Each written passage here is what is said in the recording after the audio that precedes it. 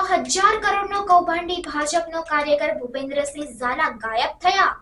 ભાજપના Bhupendrasinh ઝાલાની BZ financial services દ્વારા 36% વ્યાજ અને ગોવા ફરવાની લાલચો આપી 6,000 કરોડની છેતરપિંડી કરવામાં આવી હોવાનો ઘટસ્ફોટ થયો છે।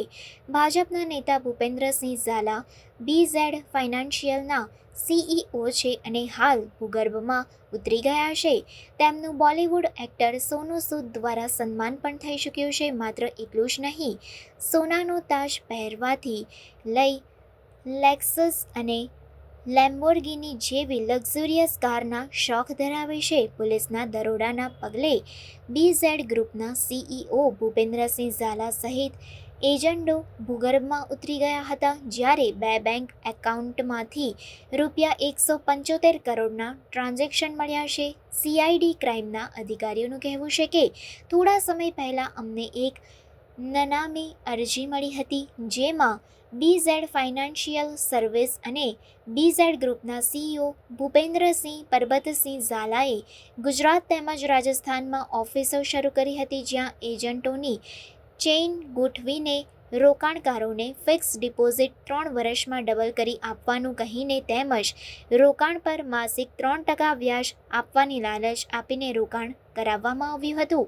ભૂપેન્દ્રસિંહ પરબતસિંહ ઝાલા તથા તેમના મળતિયાઓએ ભેગા મળી બીઝેડ ફાઇનાન્સ સર્વિસ તથા બીઝેડ ગ્રુપ બનાવી તે ગ્રુપની બીઝેડ ફાઇનાન્શિયલ સર્વિસ તથા BZ international broking private limited તથા બીઝેડ ટ્રેડર્સ તથા બીઝેડ ગ્રુપ ઓફ મેનેજમેન્ટ વગેરે નામની અલગ અલગ કંપનીઓ ખોલી રોકાણકારો પાસેથી નાણાં ઉઘરાવવા માટે સરકાર કે RBI અધિકૃત સંસ્થા પાસેથી કોઈ પરવાનગી નહીં મેળવી ખૂબ જ મોટા પ્રમાણમાં ચીટ ફંડ ઘોટાળો આચર્યો હોય તેવું અરજીની ખાનગી તપાસમાં જણાઈ આવતા CID ક્રાઇમના 7 અધિકારીઓની અલગ અલગ ટીમો બનાવી ગુજરાતભરમાં અલગ અલગ જગ્યાએ દરોડા પાડ્યા હતા।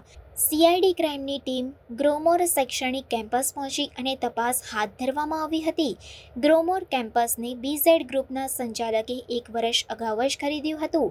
સોદો થયા મુજબ પૈસા નહીં ચૂકવાતા કેમ્પસ પર મૂળ માલિકોએ કબજો પરત કર્યો હતો। જો કે કેમ્પસના કેટલાક હિસ્સાનો વપરાશ ભૂપેન્દ્ર ઝાલા કરતો હોય તપાસ હાથ ધરાઈ હતી। તપાસના અંતે વધુ ખુલાસા થવાની સંભાવના સેવાઈ રહી છે।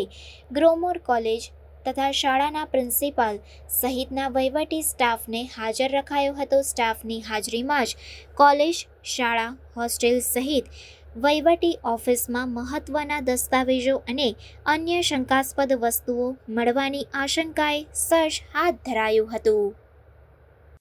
આર્થિક ગુના નિવારણ શાખા CID ક્રાઇમમાં મળેલ માહિતી આધારે લગભગ 1 મહિનાથી અલગ અલગ જગ્યાએ સર્વેલન્સ ગોઠવવામાં આવેલ હતા।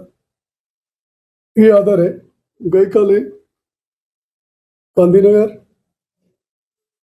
હિંમતનગર, અરવલ્લી, મહેસાણા અને બરોડા જિલ્લાઓમાં વિવિધ સ્થળે રેડ કરવામાં આવે, જેમાં મળેલ દસ્તાવેજ અને અન્ય કમ્પ્યુટર્સ અને અન્ય સાધનો તેમજ પૂછપરછમાં એ હકીકત બહાર આવેલ કે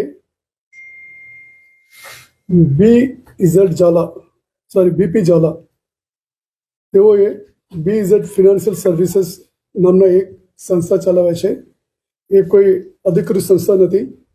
RBI અથવા અન્ય કોઈ અધિકૃત સંસ્થા દ્વારા લાઇસન્સ મેળવ્યા વગર લોકો પાસેથી ઘણા પૈસા ઇન્વેસ્ટ કરાવી અને પ્રોમિસ આપેલ કે